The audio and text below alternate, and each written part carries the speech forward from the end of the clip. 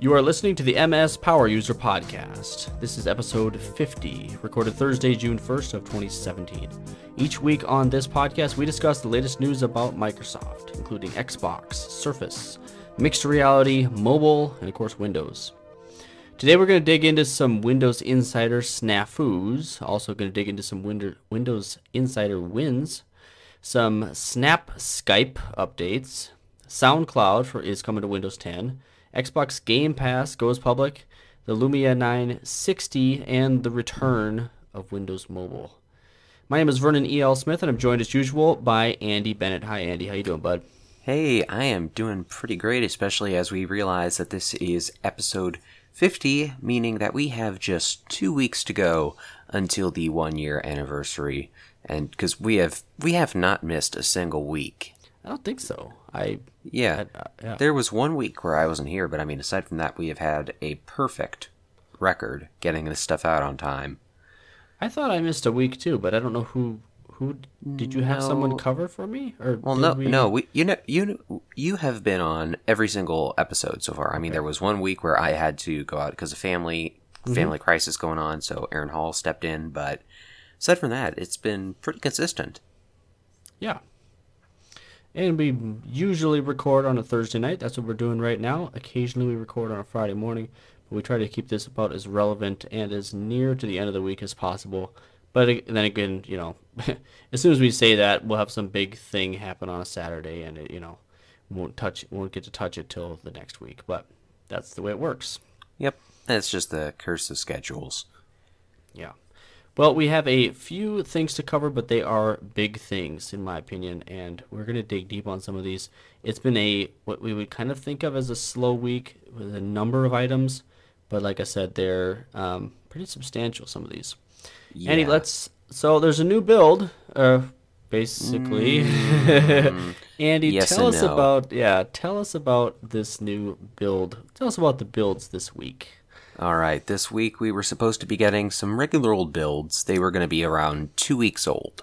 I don't have the exact numbers memorized. I probably should have written down what people saw. Donna put out a teaser image. People figured out what the number was going to be. Then all of a sudden, something happens. People on Windows Mobile start saying, hey, I'm getting this really weird update here. The branch is from rs_IoT.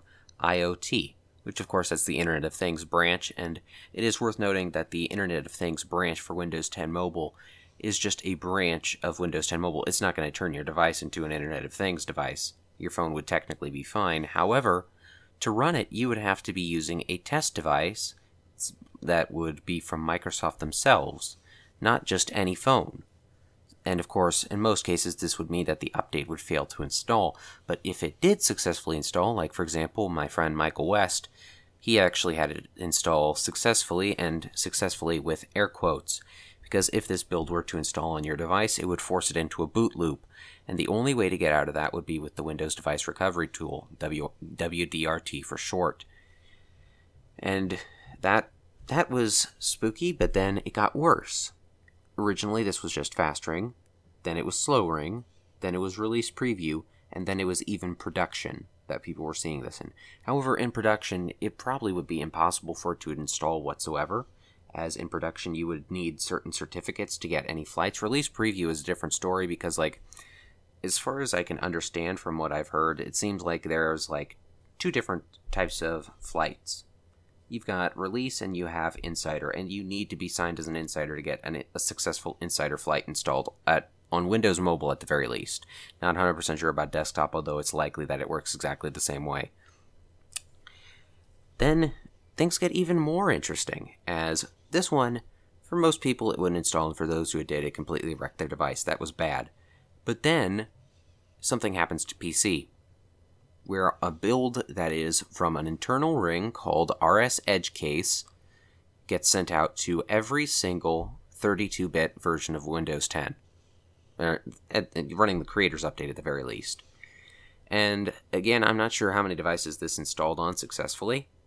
Microsoft themselves says it is a low number. However, I'm not sure how to believe that, as other details in their post are completely wrong and cover up the fact that this was around for over 6 hours, and it shifted through various cycles, and just overall it showed that it seems as if they had very little control over this situation, which is definitely a little worrisome. I don't know what happened, but we will hopefully find out someday. I am not a programmer, but this type of thing, I would imagine, can happen by accident, but it also feels like this type of thing can and maybe does happen on purpose.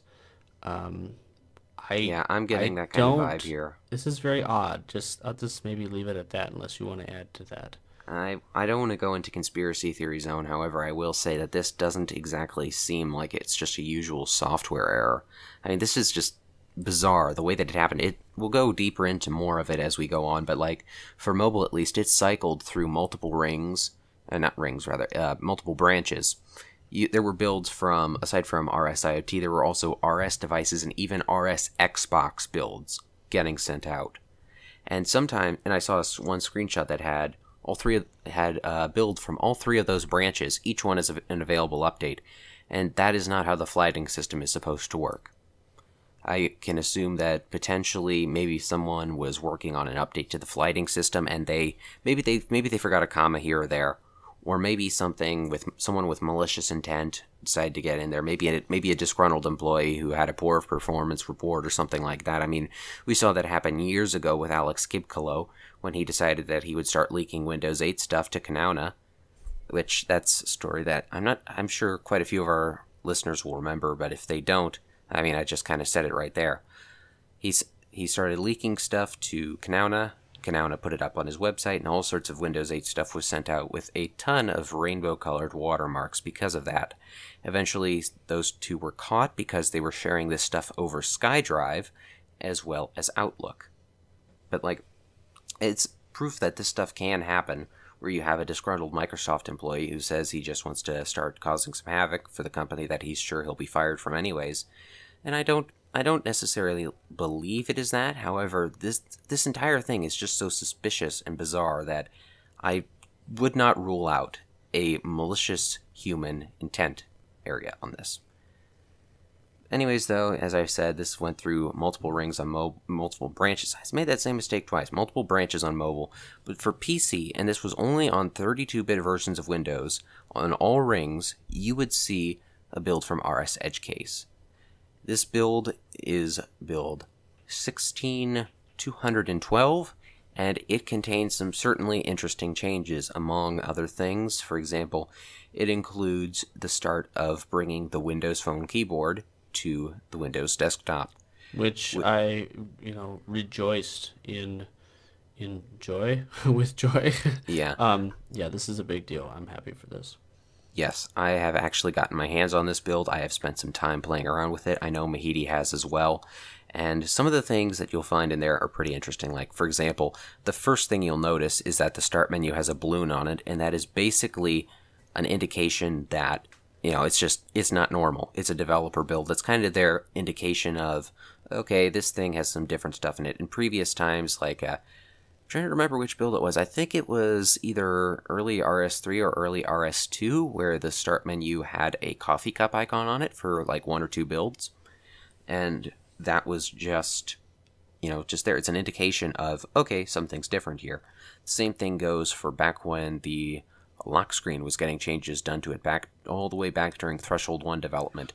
They had a chess icon that would appear on the lock screen, and that was an indication to developers, yeah, this is the other lock screen. Things are different here. And most of those changes are likely under the hood, but something is different here. If you got a bug, you got to mention in there, okay, yes, I had so-and-so icon on this. And that's a completely reasonable thing. Anyways, other changes in there that are a little different. Again, there is a app that's hidden away that is the Windows start of bringing the Windows Phone keyboard to Windows 10 desktop. And I say it's the start because I've shown it to Vernon, and he can certainly tell you that it is far from finished. It is a bizarre little app that I had to launch through Interop Tools, which is made by Gustav and is absolutely excellent. If you want to start poking around Windows 10, go search that stuff up on XDA. And launching this app, it's bizarre. When you first start it up, it's a black window with three icons in there. One is a download icon that once clicked will flip the download arrow up and down. It's weird. Which is, of course, what you want to do when you... Yeah, I've yet to see any indication that it does something that's real. Then the middle icon is a incredibly small keyboard icon. Clicking that will obviously take you to the keyboard. It's lacking a couple of things, like I haven't been able to get swipe typing to work, whatever you call that. Does it have an official name? Wordflow. Wordflow. Okay, I have not gotten Wordflow working on it. Also does not have the little nub that you have to move the cursor. Wordflow is the predictive text part, and shape writing is the swiping aspect of that. So. Okay. All right. Well, neither of that seems to be there. In fact, I couldn't even get typing to be done with it. However, it is the start of bringing it over. And it's very buggy to be expected. It's very early to be expected. And we're going to see this stuff by the time that Redstone 3 is finished. Likely, I don't know if I should try and estimate a time frame here, but we're going to see this before the release of the Fall Creators Update. Additionally, there's a third section in there which I've yet to figure out. It's purely a debug thing, which I can only assume is related to something regarding touch input, and it's so bugged out I can hardly tell you what it is. If this was a video podcast, I would probably just pull some of this stuff up and show you on screen right now, but it's hard to put into words, and it's just simply bizarre. Among other changes, Edge has a couple of those. One of them is that the URL bar is now permanently in its own little box. If you booted up Edge right now, you would look at the URL bar area, and you could tell, okay, the URL bar, it's just text. When I hover over it, there's a background there. Now it's always in a little box with a white background and a little gray one pixel border around it, which helps it to stand out more and honestly looks pretty good. It's not available in the dark theme yet, although I would assume it had arrived there. And it's a small change, and another small change for it is that the startup screen for it is different as well. If you open Edge now, you see that blue screen with the white Edge icon in there. That's not the case here. It is a gray background with the white icon, and it leaves me wondering if when elements like acrylic get added to Edge, if we will see a pure acrylic startup, have the kind of gray acrylic background pulling in colors from everything behind it with the Edge logo in the center. I think that would look pretty nice. Not sure if that's where they'll go with it. This could be a bug for all I know, but it could look pretty good. Additionally, there is a dedicated 3D printing app called Print 3D, which can be found through Cortana, although it is not in the start menu. And it's interesting. It's also kind of broken, not finished, as you could expect, but it's going to be tied into 3D Builder and will allow you to purchase the stuff that you create, as well as probably just print it on your own. However, I don't have a 3D printer, so it's not giving me any of those options. Now, I would imagine going forward, there will be ways to rent a 3D printer. Maybe I'm sure it's already existing, where you just send it, just like Vistaprint, you just send it to Vistaprint 3D. They make this thing, and then you get it shipped to you, perhaps. Oh, yeah, that is exactly what this is. I'm guessing. Yeah. Yeah. So. The way it is that you send in the file, they will send you a model.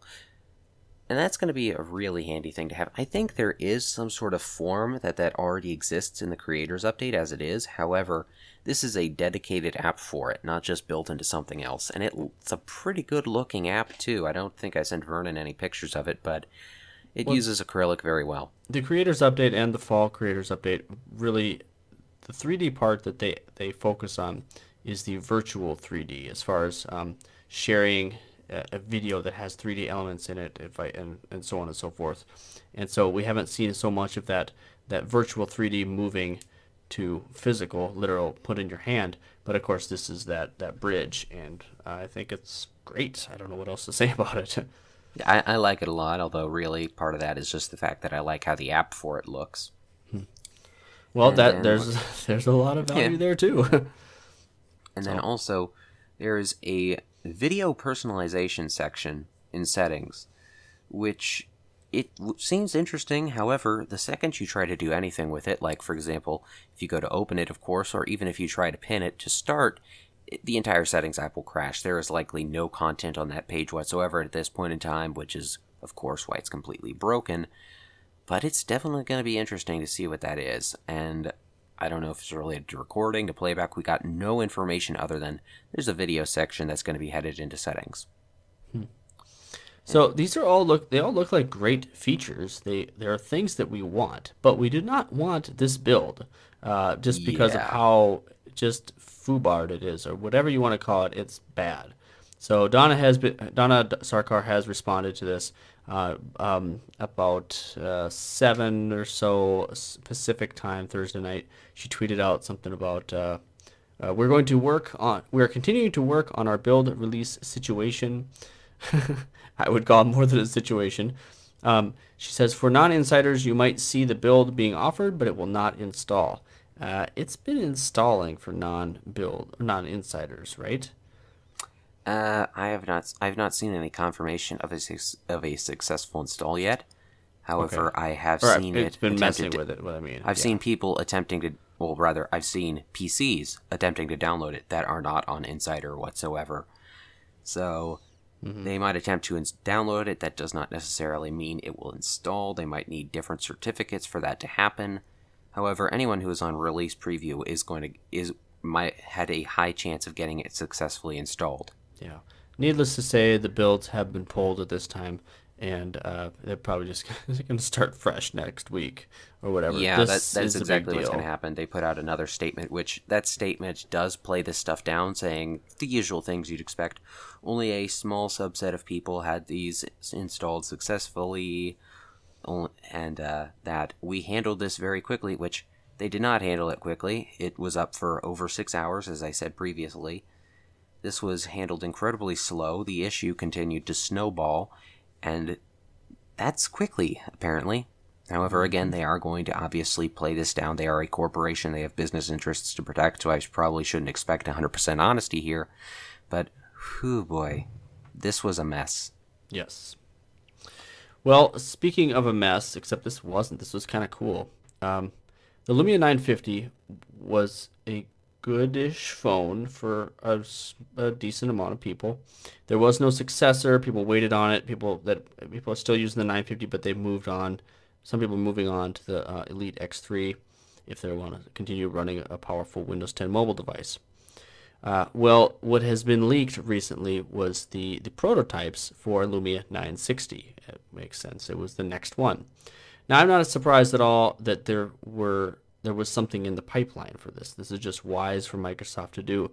Even if they said, well, we don't plan on making a 960, but hey, here's a couple $1,000,000, just go fiddle around with it. Obviously, what they have here is worth more than a couple $1,000,000. They went a ways into it. But we do have images of these prototypes, and they look a lot different than the 950. They basically look like some of these HTC phones we saw for a while. It definitely look like some of the iPhones based on as far as the aluminum body, the antenna ring, which is pretty distinct and quite copyable and quite well copied by multiple different devices and OEMs. It looks beautiful. I get it. But it's still not even that recent. Using a Snapdragon 820, that's a year or so old. We're still using decent imaging hardware. Apparently, we've got LED flash. We've got 20 megapixel pure view camera. Nothing, groundbreaking or mind blowing, but still, we can expect it would have been a quality device. Why they stopped it? I mean, we don't really know that. They went partially into this, of course, but we can expect, and I suspect, that it was just part of the shift, part of the progression towards the next thing that Microsoft was doing for Windows Mobile or Windows 10 on mobile, whatever we want to call that. So recently, I guess it was maybe a couple days ago. Yeah, it was, I believe it was Tuesday. Mm-hmm. So, two independent sources confirmed that there is a new branch, I guess, a direction that Microsoft was going with Windows 10 Mobile. Basically a reboot. It's going to be, it is running hardware. There's new hardware, prototype hardware running this stuff. We don't have images of that. This is different than this 960 prototype. But the idea is that they're going to bring it back. Now, we've said this before, that yeah, that isn't incredibly far-fetched. We expect that Microsoft needs to have a mobile play. Their mobile play has been strong with putting good apps on everywhere else, even good apps on the web, and the services available anywhere you can, and even the thought that the Surface, as being a very mobile PC, is, that has some weight to it. Microsoft is keeping up with people being on the move, but they wanted to do something new. Of course, they did Continuum. That's almost 2 years ago now. That had a great concept. I really love the idea of Continuum. That kind of goes along with... Just to interject, yeah. The idea of Continuum was so well received that Samsung decided to copy it. And very strong rumors, maybe even confirmed now, that Apple is doing something similar to that. iOS for a long time did have something called continuity. I actually don't know the state of that right now. It's not something I follow, but it was similar. But Continuum, the idea was that you have a small piece of hardware that runs Windows in a big fashion, and you could do the things that you would do on regular Windows, obviously. This shouldn't be news to anyone. So when Microsoft reboots this again, which we are assuming, we feel strongly that they're going to do that. It's a wise choice, and we have proof of that. Or I don't, but I mean, the smart people do, right? Yeah, for sure. It's time to make a mobile device that brings Windows with you and lets you do everything you need to do. And I'm excited for it, but it's not going to be like the 950. It's not going to be like the 920. Okay, when the 920 came out, it was a consumer device. This is not going to be a consumer device, in my opinion. I think it's actually going to be pretty enterprise, pretty boring, pretty expensive. I don't know. I have different expectations. Okay, actually. What do you think? I don't think that we're going to see anything actually named Surface Phone in our lifetimes. However, I do fully expect that whatever it is, they are going to go for the premium market and go with Surface. As Surface goes for kind of this intersection.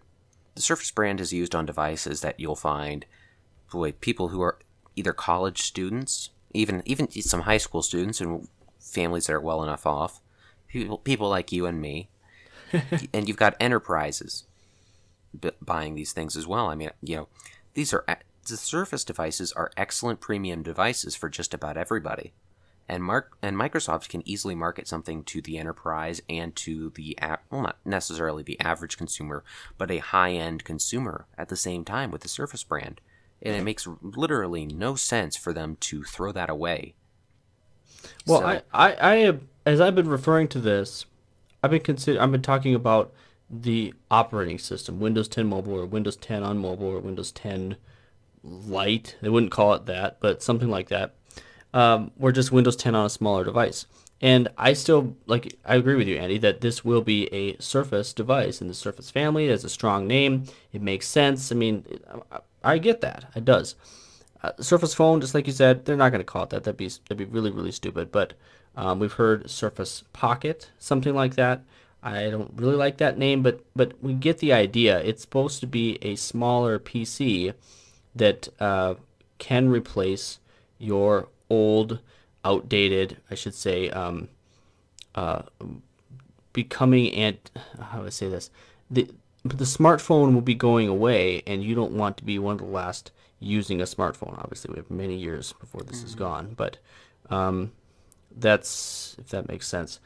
That's what Surface Mobile, for lack of a better term, is going to do, in my opinion. But we don't know this. We don't. Yeah. We don't know. Yeah.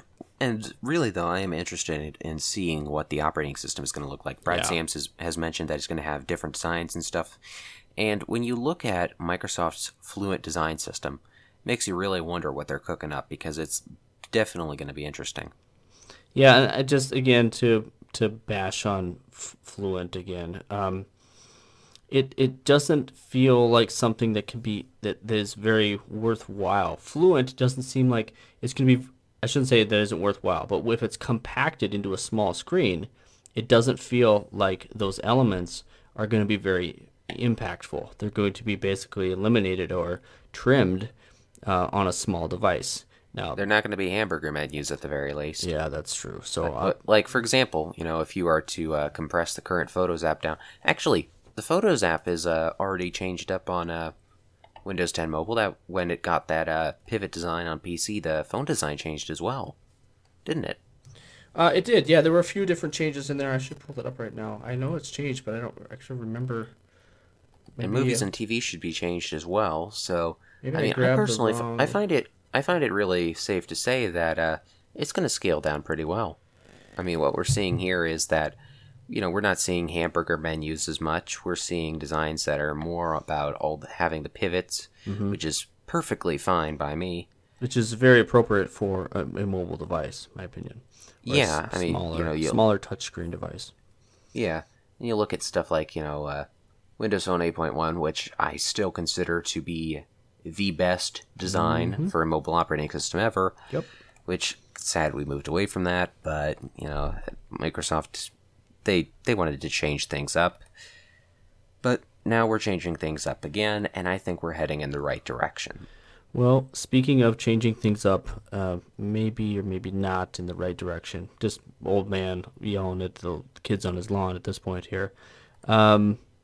Skype, which we use every day. Skype, which I use all the time. Skype, which has many different versions. Skype, which used to be something else and Microsoft bought it.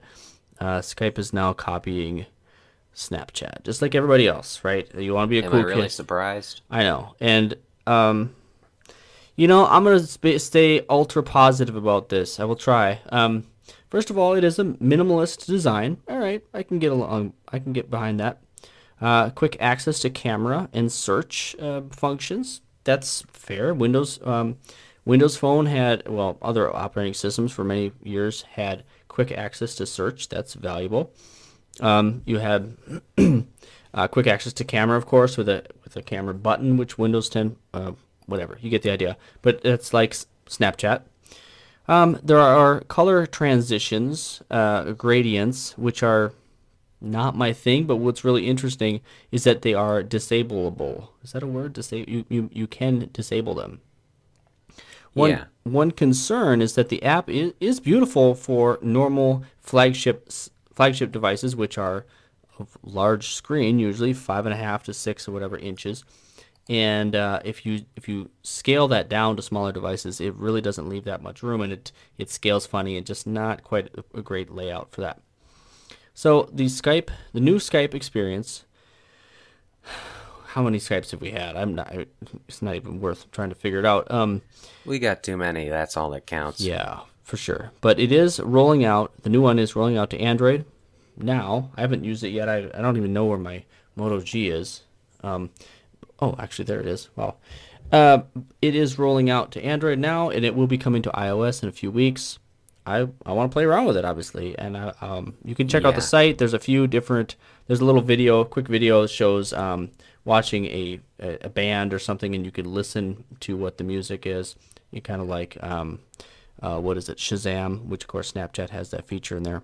Also, you can draw on the video. That's cool, and that is the future, and I will come along kicking and screaming, but that's okay. It's fine. Yeah. And keep going. Another large aspect to this is that they are basically directly stealing or copying one for one the Snapchat's Snapchat stories and bringing them over to calling them Skype highlights. All right, I guess. And one thing that they're doing differently with Snapchat, I think it's just 24 hours that your story stays there. With highlights, it's 7 days. I like that idea just in general, but it's specifically because it is the smaller platform, specifically because you're going to have less people sharing to it, so on and so forth. I think it makes sense to have a longer retention time in there anyway.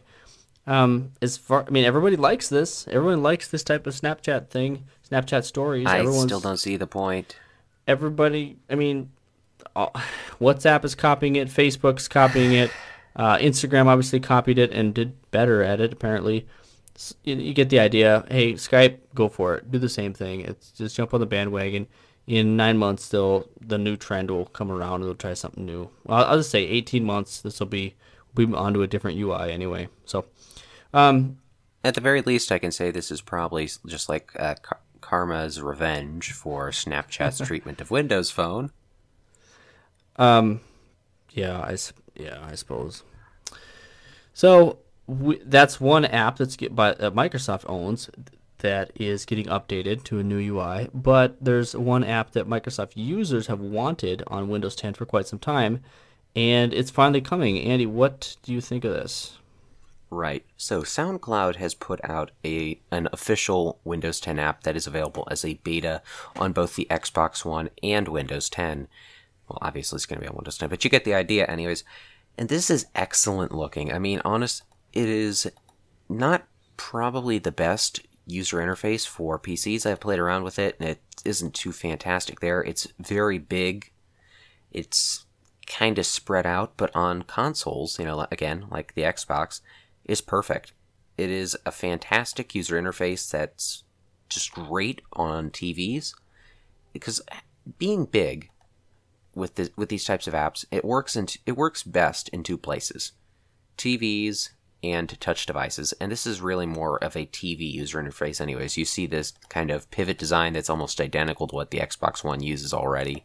When you look at stuff like the home, even just the home screen on it, other elements just feel very Xboxy in general. And it looks like this was an app that was kind of designed first for the Xbox and then brought to PC almost as an afterthought.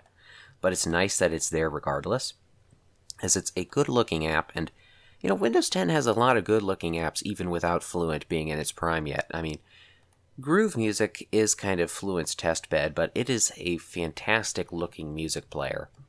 And Windows 10's UWP, rather, there's been some pretty good music apps out. I mean, if memory serves, even though I have had problems with the universal version of VLC, it even looked pretty good, especially back in the Threshold days where it was one of the few apps to have a colored title bar. And that was fun memories of playing around with that and looking at it now.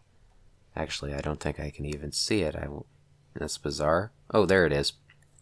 But yeah, it's still a pretty good looking app. The Windows has just had pretty good time when it comes to apps for playing music. Mm-hmm.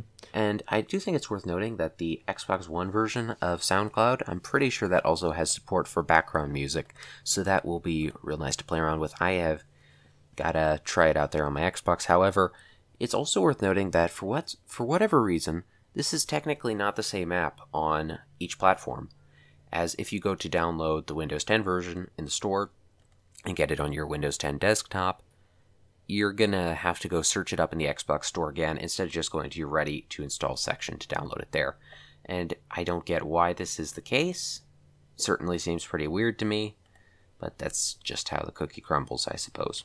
Now this is pure speculation, but since it is a official Windows 10 app coming to Xbox and to Windows, big Windows, it should not be too far of a stretch for this SoundCloud app to come to Windows 10 mobile. I don't know if it's coming yet. I haven't seen that yet, but hopefully we can see that in the works. And I don't know. I don't know what to say. I hope it does. Yeah, and speaking of apps that have an Xbox focus, I didn't put this in the notes yet. It slipped my mind.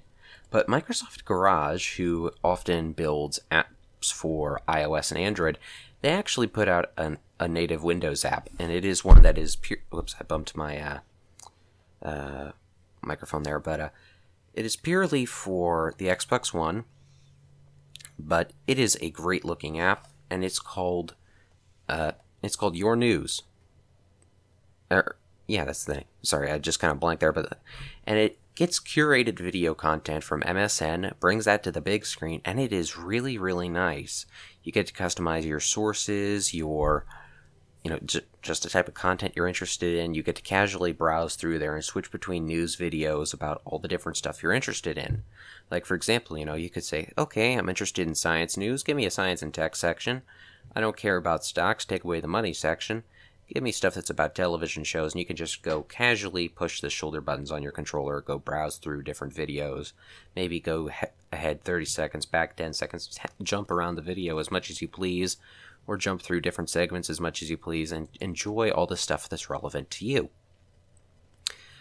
And that's nice. It's really odd to me that the Xbox One doesn't have that many news apps where you can actually read the stories, and sadly you can't hear, it's purely video content.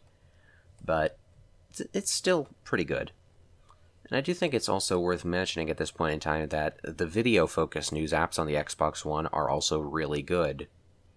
Because there's still a few of them out there where you see some, like, USA Today. I decided that I would install that one, and it is an excellent experience built for the Xbox platform itself. Even if, of course, USA Today's other Windows 10 apps are fantastic as well, which Microsoft actually worked with USA Today when they initially announced the Universal Windows platform. They were one of the very first people to be there, and their app was one of the very first demoed. And as you check out their app across different platforms, it is very much the same style. However, it maintains its own distinct feel that, it is designed for this platform, and I think that it's probably one of the best examples of UWP out there. All right, okay. And do you have any thoughts on that? Because we are kind of a little short on content this week. No, not directly. Really, you really did kind of cover that. That's Whoops. Thanks for asking. All right, then. I've got to find out a way to... Oh, yeah. More app stuff. Oh, boy. Instagram for Windows 10 now lets you upload photos with your wonderful webcam. And this, of course... Okay, Vernon can do it. This has been at least a week, if not 2 or 3, where I thought... Okay, like, I got a decent camera recently, right? And decent, is a relative term. But I wanted to see if I could... easy to just post that from my PC, because I know that there's an Instagram app for Windows 10, obviously.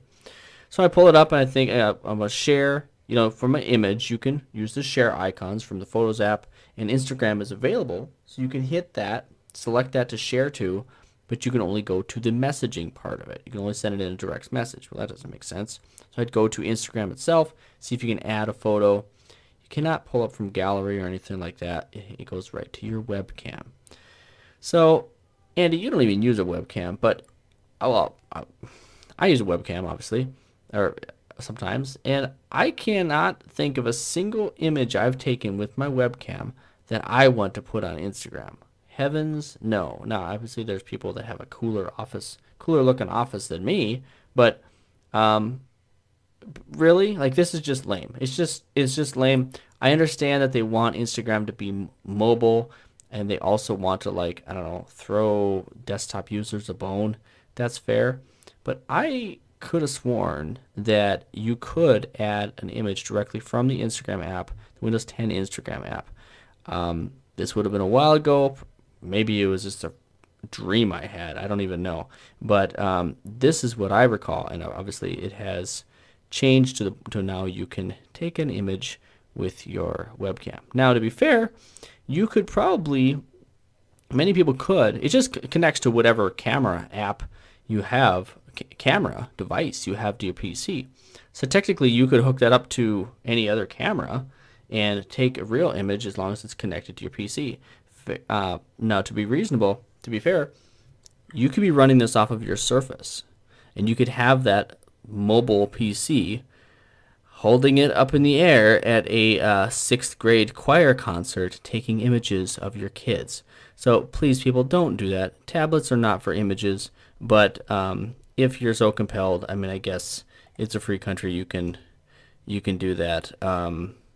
Even my father, when he takes an image with his tablet, I chastise him. That's a tough word to say, chastise him, because you just really should not do that. Anyway, it's interesting, and I find it something a to little weird complain that it wasn't about. there to begin with. Yeah, it's odd. Yeah, moving on to Xbox stuff, because oh boy, I think I can stretch this out. Well, we want to get people. If we just have good content and we're done, let's let the listeners can go listen to I don't last week's episode. I don't want to blast through this stuff though, like I occasionally do with the Xbox stuff, because That's like true. we got the time to put time into this, so I suppose I should. Today's Xbox One build, which has gone out to beta insiders as well as those in the alpha ring, adds Mixer co-streaming and other great features. Now this is something that, Mixer's co-streaming functionality has been available since the name change, which happened just last week. However, now it's completely built into the Xbox One if you are in the beta or alpha rings. And it says you can now invite a friend to combine their game broadcast with yours. You just need to sign in with an account that has an Xbox Live Gold subscription and invite a friend to your party. Once you've begun broadcasting from your game from the guide, you'll be able to select Invite Party to Co-Stream, and it's currently only available to insiders, so you might want to go out to the Xbox forums and team up with other insiders to test out the feature. You can also go to the Xbox Insider Hub to find out more, and also take the Invite to Co-Stream quest to test it out. Now, another couple of changes is that when a user is signed in and you go to the Xbox guide, the email address associated with the account will now display under their profile as well as on home. This is pretty much how it worked on the Xbox 360 if memory serves, and it's enabled by default for adult accounts and completely disabled for child accounts. You will never see the email address associated with those accounts displayed. You can also disable this feature by going to Settings, Account, Sign In, Security, and Passkey. Also, related to signing into your account and so forth, you can now do that with the click of the Xbox button by linking your controller to your account. And this is also by going to that same section, Settings, Account, Sign In, Security, and Passkey, and by selecting this controller signs in, followed by Link Controller. And from there, you can just start linking accounts. Like, for example, and I only have 2 Xbox One controllers. One of them is for me, one of them is for my younger brother. And every single time he goes to turn on his controller, sometimes it'll turn on the Xbox and instantly log me in, as opposed to him. That requires, sign out, sign in, blah, blah, blah, blah, blah. It seems as if you'd be able to completely skip past all that with this, by having it set so that, say, my white Xbox One controller only signs me in, his black Xbox One controller only signs him in, and that's a nice little detail. It saves plenty of time, and if you'd spend the 30 seconds setting it up, it'll certainly save you some good time in the long run, even though it isn't necessarily the biggest ordeal in the world to begin with. I just think it's a nice little change that's definitely going to be convenient. It also seems that there's some fixes for issues such as Windows Sonic, which is related to some impressive audio effects you can turn on to any headset. It says fix an issue which could cause distorted sounds and audio glitches when Windows Sonic is enabled.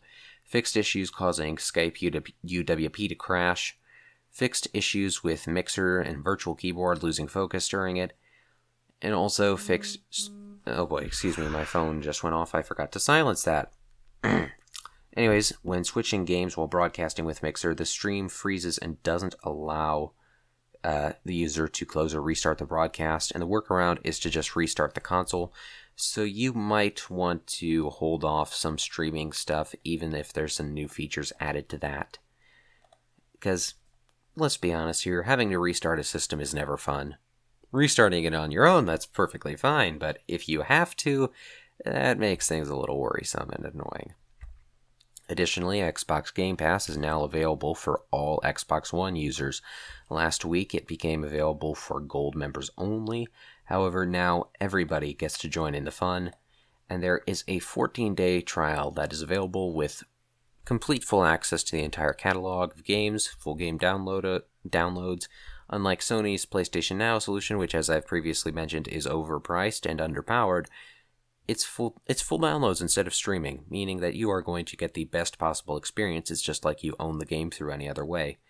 Additionally, you're able to get discounts on these games while they are in the Game Pass library, so if you want to get it forever and maybe not buy Game Pass again, you are free to do that. And the selection, depending on who you are, it's either impressive or you already own everything you care about. But it does include Halo 5 and almost the entire Gears of War franchise. It includes every single one of the Xbox 360 titles, as well as the Ultimate Edition of the original game, which is an Xbox One title. And while it does include both Xbox 360 and Xbox One games, all of this can only be done on the Xbox One. Even if it does have, say, Gears of War 1, 2, 3, and Judgment, you cannot go to the Xbox 360 and download them if you just have Game Pass. That is not how it works, as the Xbox 360 is not going to be updated to support the Game Pass system. It's just not going to happen. Easy as that.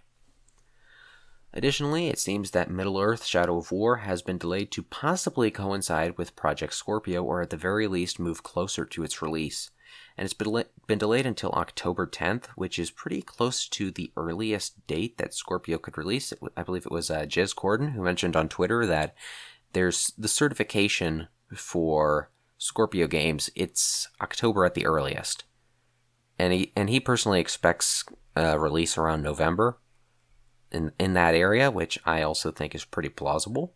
I don't think we're going to see the Scorpio launch as soon as certification is complete for games. They definitely need some time to verify things and move it over, but this means that when the Scorpio comes out, and keep in mind, it doesn't have to come out within a week of release from Shadow of War, but like when Shadow of War comes out, people are still going to be playing it for a month, 2 months afterwards. It's still going to hold at a decent count around then and still have sales flowing in. Those people are also going to get a nice bonus if they have an Xbox Scorpio when that comes out and the game is optimized for it, because they have announced that Shadow of War is going to have full support for Scorpio and use its power to its full potential.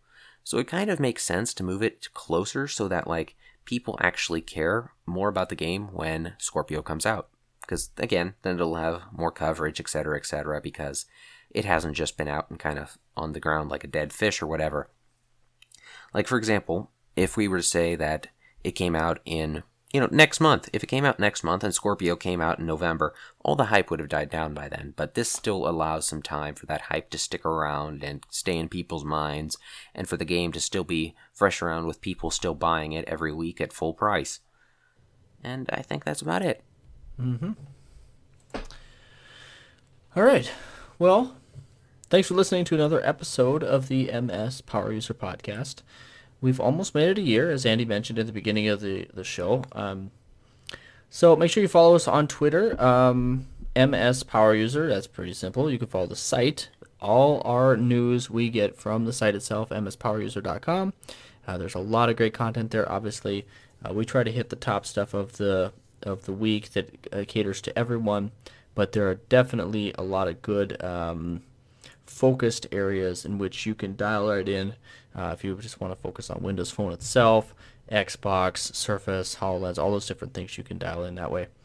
Lots of good content there.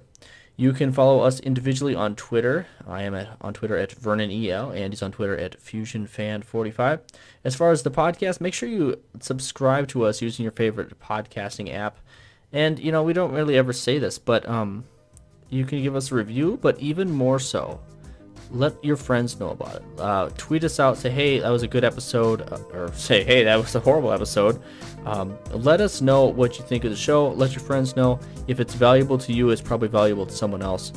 And we appreciate that much more than a review on iTunes or something like that. Not a big deal. That's it. Have a wonderful week, everyone. Take care. Yep.